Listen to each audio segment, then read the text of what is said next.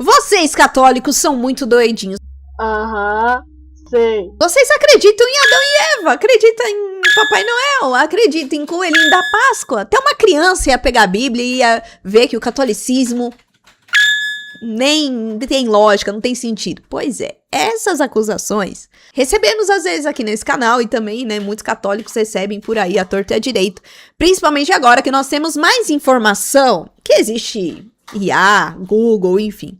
Mas tem uma pessoa que vocês talvez gostem bastante, que tem um estudo voltado aí para a história e que respondeu sobre essa questão, gênero literário, pecado original, Adão e Eva, e nós vamos reagir no vídeo de hoje, tá bom? Quer saber quem? Então você fica comigo até o final do vídeo. Traga sim seus comentários, mas ao final do vídeo, para que você assista tudo com muita calma e depois venha trazer suas reflexões respeitando essas regrinhas aqui. Não esquece também do meu joinha e de se inscrever neste canal. Então, bora lá para o vídeo? Bora para o vídeo. Bom, ele está muito em alta aí no meio católico, que é o Ariel Lazari, que ele também estudou arqueologia. Eu particularmente gosto muito, porque foi a primeira profissão que eu pensei na vida, né? Não rolou, mas amém, Senhor, não tem problema. A gente vive ela de outra maneira. Mas existe sim um arqueólogo católico. Eu já tinha falado isso, que eu sentia muito falta dessa parte histórica aí de arqueologia dentro desse meio digital, né? Dessa questão de influencer, enfim. E aí, o Ariel sempre faz também lives respondendo. Ele é mais conhecido por conta dos debates que ele tem participado, um leigo que participa de debates, né? Contra evangélicos, desigrejados, enfim. E também participa com outros católicos abordando alguns temas. Já foi no podcast do Vilela, no Santo Flow também. E no Redcast. Então, aqui ele vai responder uma pergunta sobre essa questão de gênio literário envolvendo Adão e Eva. Vamos ver aqui o que ele vai falar. É uma ótima pergunta também aqui do Denis. Uma vez que os primeiros capítulos da Bíblia, Gênesis 1 a 10, não são literais, como fica a questão do pecado original? Adão e Eva não existiram? Então, primeiro, Denis, a gente precisa fazer uma correção no termo que você usou aqui. Não é que Gênesis de 1 a 10 não são literais. Sempre, toda a escritura tem um sentido literal nela. O que é diferente no Gênesis 1 a 10 pode ser que o texto, o gênero literário dele, não seja o gênero literário que nós estamos acostumados hoje de uma crônica histórica. Por exemplo, na Bíblia tem outras passagens, por exemplo, as parábolas, que tem um gênero literário ali de analogia. Então, o sentido literal dela já é a própria analogia. Então, é importante fazer essa distinção. E quando a gente diz que talvez não seja, a gente não quer dizer que não seja. Pode ser que seja realmente literal o que está escrito ali. Ó, eu vou falar para vocês como Ariel dando nó na cabeça das pessoas. O que ele quer dizer com isso? Porque tem muitas questões aí da Bíblia. Aliás, eu já trouxe isso até em outro... num react, acho que foi até de um debate do Ariel. Que acho que foi do Banzoli falando sobre ser algo literal ou não. Isso em relação à Eucaristia. Que existem muitas pessoas que falam: vocês tratam a Eucaristia como se tivesse carne. Mas Cristo diz que ali é a carne dele. Não, mas o que eles entendem como literal? Literal para eles é ali o pão parecer carne. Ou seja, na hora da consagração ele tem que transformar na minha visão. Mas aí a gente entende que existe, os católicos, né? Existe a transubstanciação. Ou seja, ali no meio espiritual se torna... É pão, mas é a carne de Cristo. Aí tem gente que não entende essa parte literal. Não, mas se não é carne ali, humana, não é literal. Então, existem vários significados para essa questão literal. Existe o literal no espiritual, existe o literal no físico. É isso que o Ariel tá falando aqui, entendeu? Então, às vezes, algo pode parecer literal para uns ou não. Depende do que a pessoa entende como literal, como ela tá lendo, o contexto, enfim. Vamos ver aqui o que o Ariel vai prosseguir. Um arqueólogo, 5 anos lá estudando em Israel, e eu via como as pesquisas eram feitas. E as pessoas às vezes endeusam a ciência, né? Botam ela assim em cima de um pedestal. Mas eu vi como as pesquisas são feitas lá, sobre pré-história. E, assim, tem muitas suposições que a gente faz. Então, eu não ficaria surpreso se após a morte, né, no céu, se Deus quiser me receber, graças a Deus, se Deus na sua misericórdia me receber, eu descobri lá que tudo que está no Gênesis ali é literal. Eu não ficaria surpreso. Porque o nosso método de datação é um negócio muito falho. O carbono 14 mesmo, nas últimas décadas, recebeu uma série de alterações, porque no início todo mundo usava assumindo que a atmosfera sempre teve 2% de carbono 14, e depois a gente descobriu que não, que isso é o nosso dado agora. Então, um monte de datação do carbono 14 estava errada, e hoje a gente passa a calibrar sempre o carbono 14 com... Você tem que ver se alguma pesquisa científica diz que a data de carbono 14 era 1000 a.C., você tem que ter cuidado, porque o correto seria Cal-BC, Calibrated Before Christ. Então você sabe que aquilo ali foi calibrado. Então assim, é tão rudimentar a nossa forma de datação que eu não ficaria surpreso em que isso esteja errado. Mas o que a igreja fez foi dizer, existe a possibilidade desses 10 primeiros capítulos ali serem um gênero literário que a gente não está acostumado, e então não necessariamente algumas coisas ali acontecerem como está escrito, né? Há um dia exatamente. O que quer dizer um dia? Então a igreja ela abre essa possibilidade a partir do século XX, né? A igreja entendeu que, bem, ela foi se aprofundando, uma coisa que a gente comentou muito ontem na live, que a igreja ela medita essas coisas no seu coração e ela vai desabrochando a teologia. Então, a igreja desabrochou melhor esse tema, né? E abre essa possibilidade para que o gênero literário ali seja diferente.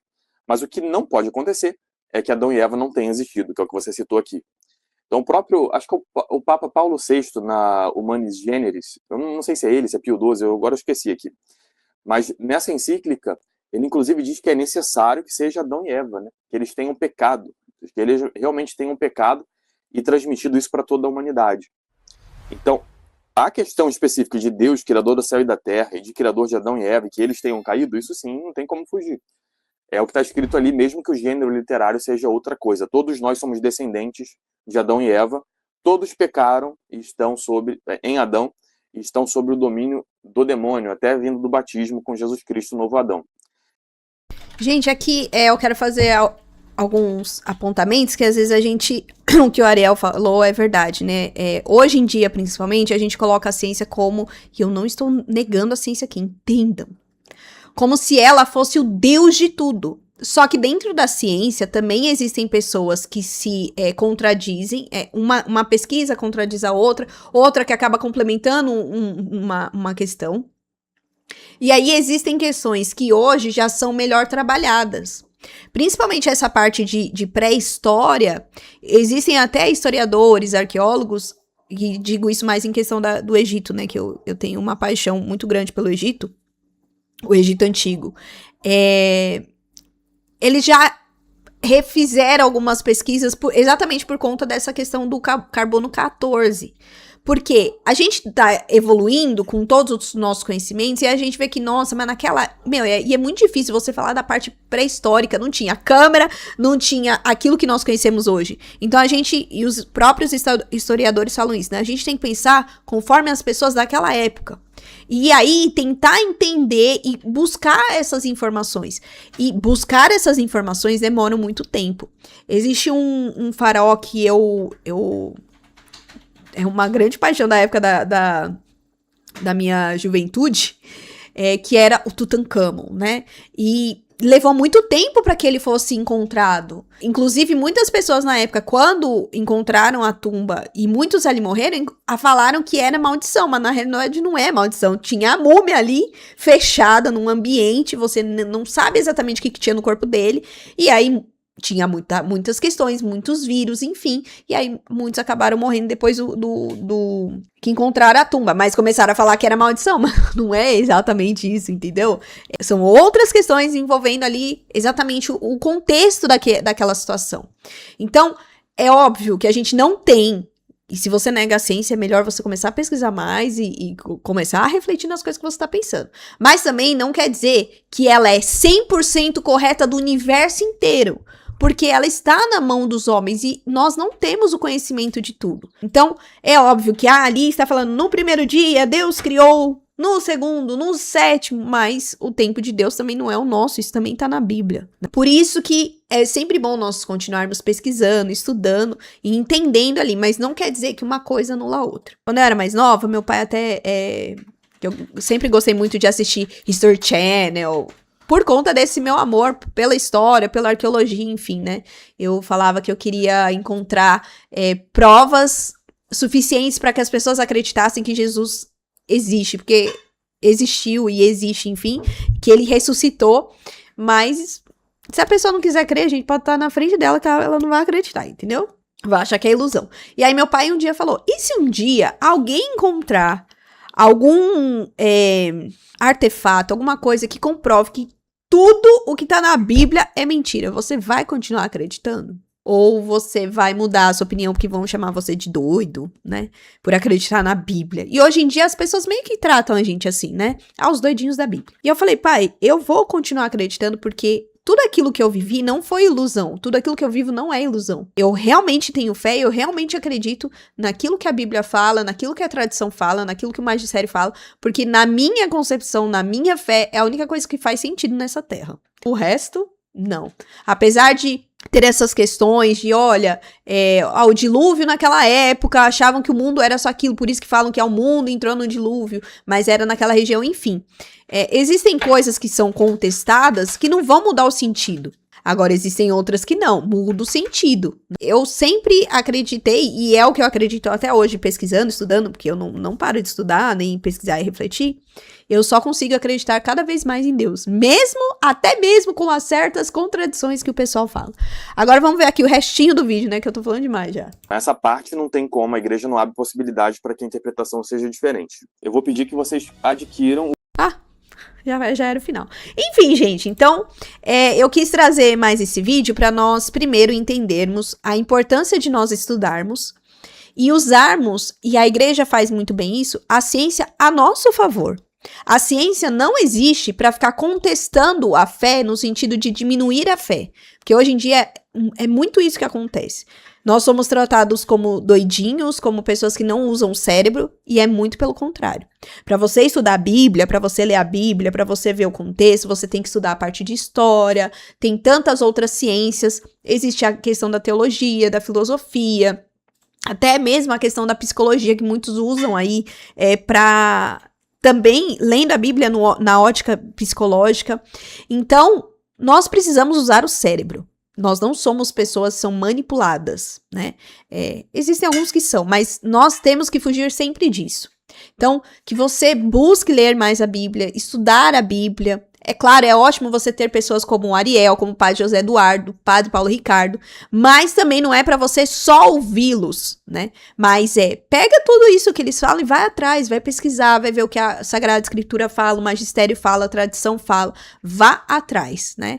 A gente sempre vê muitas pessoas atrás de livros, né? Que agora a moda é você ter muitos livros. Mas leia os livros, mais do que ler, estude os livros e dentro da nossa Igreja Católica, coloque em prática todo o estudo que você tem feito, tá? Compartilhe sim com as pessoas, mas compartilhe, não tenta ficar meio que fazer uma lavagem cerebral, que é o que algumas pessoas fazem, né? Então, louvado seja Deus aí pela vida de pessoas que estudam, que têm aparecido, que apareçam cada vez mais pessoas como Ariel, Padre José Eduardo, Padre Paulo Ricardo e tantos outros aí que nos ajudam a entender a nossa fé e nos aprofundar nesta fé que tanto nos edifica.